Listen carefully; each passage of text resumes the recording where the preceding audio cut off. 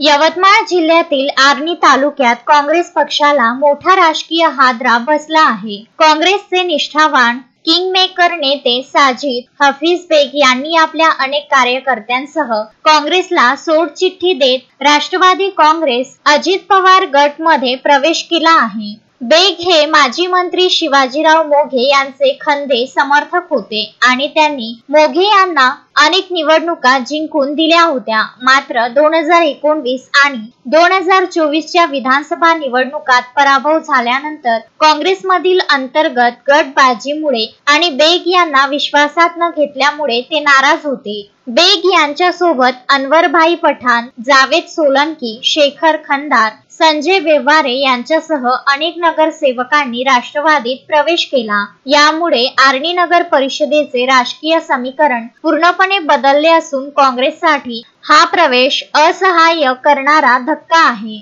Kishore Pawar, Vidarbha news, Arni.